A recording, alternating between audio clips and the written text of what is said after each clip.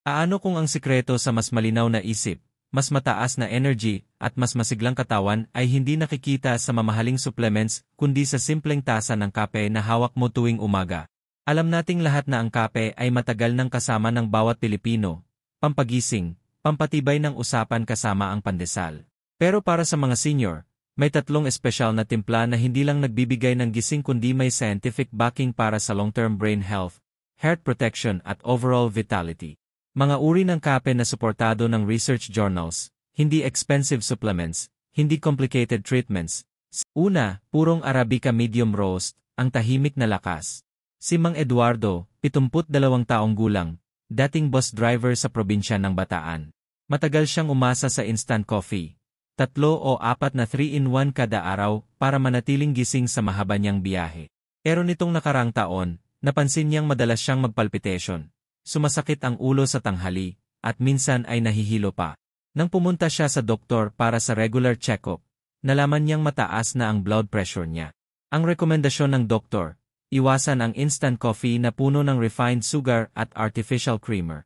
Imbes na tumitigil sa kape, sinubukan ni Mang Eduardo ang purong Arabica medium roast na walang dagdag na asukal. Sa loob ng 2 linggo, napansin niyang hindi na masyadong bumibilis ang tibok ng puso niya pagkatapos uminom. Makalipas pa ng 1-2, coffee na may MCT oil, ang brain fuel ng mga senior. Aling Carmen, 68 taong gulang, dating teacher sa public elementary. Noon, proud siya sa matalas niyang memory. Nakakaalala siya ng mga pangalan ng lahat ng estudyante niya kahit lumipas na ang mga taon. Pero nitong mga nakaraang buwan, napansin niyang nagiging mahirap na para sa kanya ang pagkonsentrate sa pagbabasa ng dyaryo o paggawa ng crossword puzzle. Madalas siyang nakakalimot ng mga simpleng bagay, saan niya nailagay ang susi, anong pangalan ng bagong kapitbahay, o kung ano ang plano niya sa susunod na araw. Hindi pa ito dementia, pero nakikita niya na unti-unting bumabagal ang proseso ng kanyang isip. Sa rekomendasyon ng kanyang anak na nurse, sinubuk 3, mushroom coffee na may lion's mane at cordyceps, ang feature ng senior health. Si Tito Rudy, 73 taong gulang, dating marathon runner na napilitan huminto sa pagtakbo dahil sa pneumonia na na-develop niya noong pandemic. Mahina na ang baga niya, mabilis siyang mapagod sa mga gawaing dati madali lang para sa kanya. Dahil sa hirap na nagiging regular ang exercise routine niya, napansin niyang unti-unting bumababa ang muscle mass niya. Maging ang mga simpleng lakad sa palengke ay nagiging challenging na. Sa desperation, sinubukan niya ang mushroom coffee na nire-rekomenda ng kanyang anak na nutritionist. Ang mushroom coffee ay hindi ordinaryong cap. Ito ay blend ng coffee beans at powdered medicinal mushrooms. Particular na kailan ang tamang oras at paano ang tamang paraan. Batay sa mga recommendations ng sleep specialists at nutritionists, ang pinakamainam na oras para sa coffee consumption para sa mga senior ay mula alas 7 hanggang alas 10 ng umaga. Sa oras na ito, hindi pa masyadong mataas ang natural cortisol levels ng katawan, kaya mas balanced ang effect ng caffeine. Pagkatapos ng alas 12 ng tanghali, mas mainam na iwasan na ang kape, dahil pwede itong makaapekto sa quality ng tulog sa gabi. Ang mga senior ay mas sensitive sa caffeine, kaya mas mahalagang mag-time ng tama ang consumption. Limitahan sa 1 hanggang 2 tasa lang kada araw. Sobra-sobra sa caffeine ay pwedeng mag-cause ng dehydration, elevated blood pressure, o anxiety. At siguraduhing may sapat na tubig intake sa buong araw, dahil ang kape ay may mild diuretic effect. Kung may existing medical conditions gaya ng hypertension, diabetes, o heart problems, mahalagang kumonsulta muna sa doktor bago magdagdag ng mga bagong uri ng kape sa daily routine.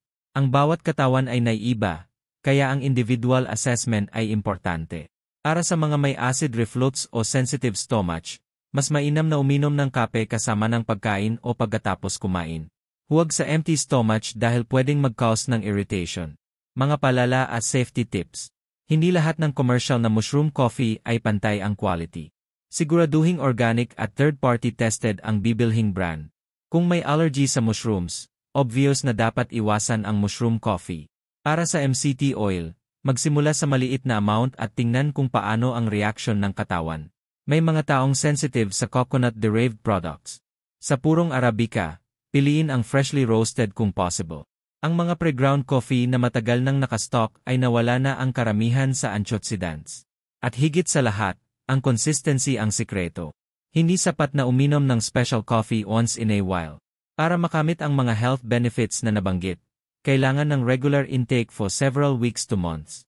3 tasa lang, purong Arabica para sa hair protection, MCT coffee para sa brain feel, at mushroom coffee para sa long-term vitality. Hindi kailangan ng mamahaling supplements.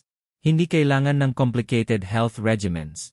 Ang sagot ay nasa simpleng ritual na ginagawa mo na tuwing umaga. Sa purong Arabica, nakakakuha ka ng cardiovascular protection na kailangan mo sa golden years. Sa MCT coffee, binibigyan mo ang utak mo ng alternative energy source na mas stable kaysa sa sugar crashes. At sa mushroom coffee, nag-i-invest ka sa long-term brain health at immune system strength. Hindi mo kailangang piliin lahat sa isang araw. Ang mas importante ay ang pagiging consistent sa napiling timpla. Simula bukas, anong kape ang susubukan mo? Anong bahagi ng health mo ang gusto mong i-focus?